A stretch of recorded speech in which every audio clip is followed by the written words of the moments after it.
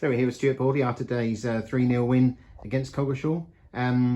6 wins on the road to end the regular season, Stuart. You go into those playoffs, I think joint top of the form league, in a good position. Yeah, form of late has been really good. We've scored a lot of goals.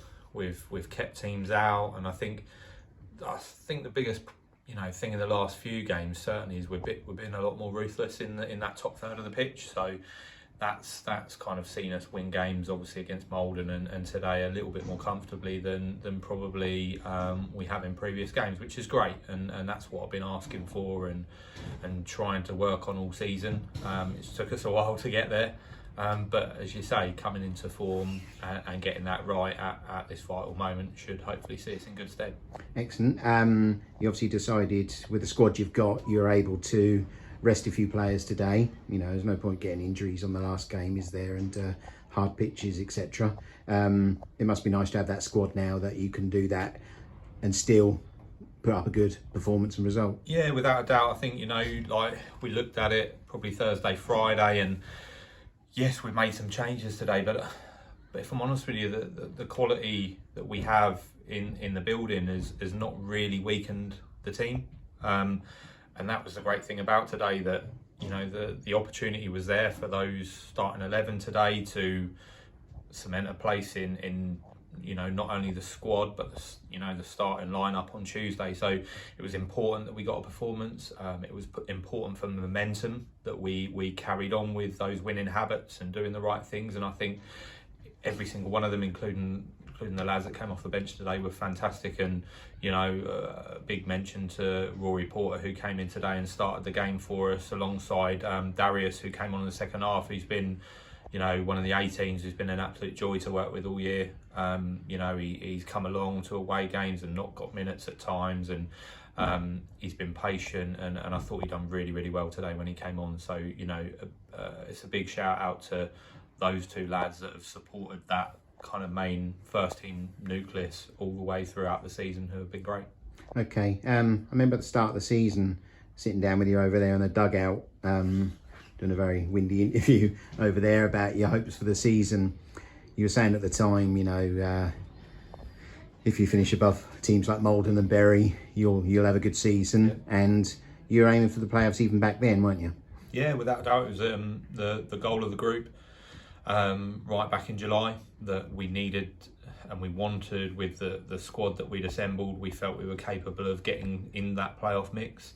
And that's proved right. We set ourselves a point target. We'd beaten that by 2 points, and I felt that the points target was capable of getting us in the playoffs, and that's proved probably correct. And yeah, we're just really pleased and proud of the group, particularly after the start we had at the start of the season. Up to October, no results were patchy, to say the least, and we're sort of sitting down just below mid-table, and everyone thinking, looking over our shoulders. But I don't think the group ever felt that. I think the group felt it was just a matter of time before things started to click. And I think second half we've just managed to, although quantity of injuries probably hasn't changed too much, we've managed to get a lot more settled group that's built through the season, and I think that's why results have improved.